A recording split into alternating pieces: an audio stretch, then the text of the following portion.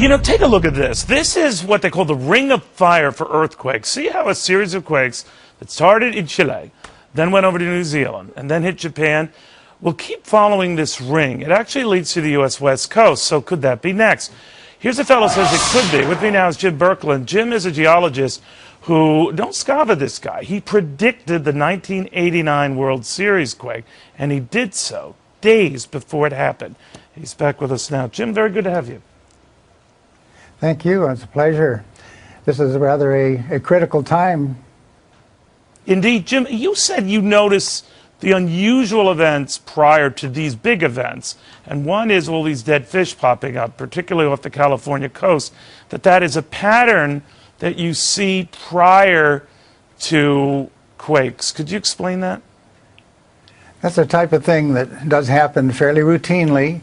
Animals often anticipate upcoming quakes, mainly due to the changes of the magnetic field that precede quakes, and is often found right after a big solar flare, causes northern lights.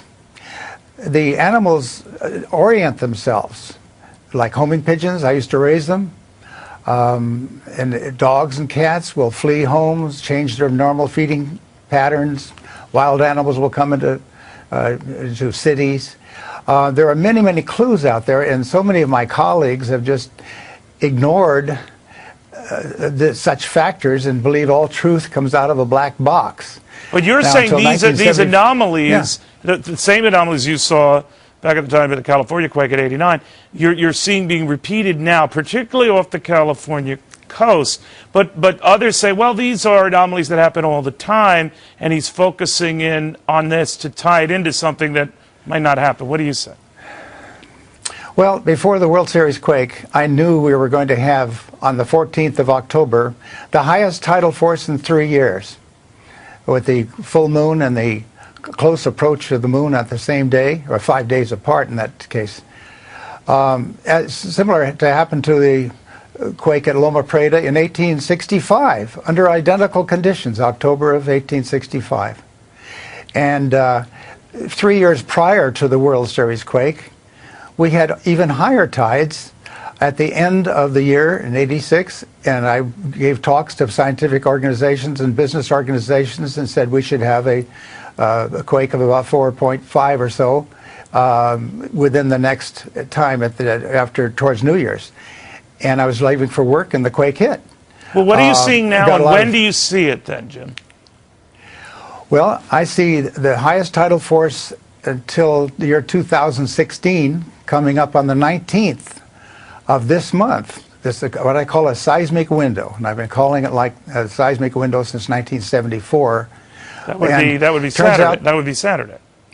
Yes, and the next day is the equinoctial tides at the time of the full moon, and the equinox, the first day of the spring. Now it's interesting that you showed the Ring of Fire in 1906.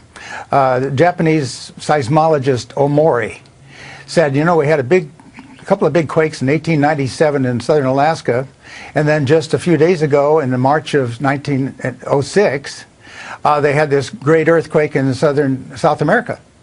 The next time it looks like it would be due to fill the gap in Mexico, or more likely in California. And he made that talk in about the 10th of April in 1906. And sure enough, the quake happened. And I've got so many stories now of animals and people that just weirding out, doing anticipated the quake. Okay, Jim, we're going to watch closely. And so right now, go ahead, finish that thought. Well, I'll just say that the Northwest U.S. is in a great under the gun, as I had called us in 1989. Wow. And at Southern California, you know, they just had an unusual fish wash ashore. The same thing is called a earthquake fish in Japan. All right, we'll watch closely, Jim. I think people should pay attention because of your history. You've been right about this. Jim Birkeland, thank you very, very much. My pleasure, I hope.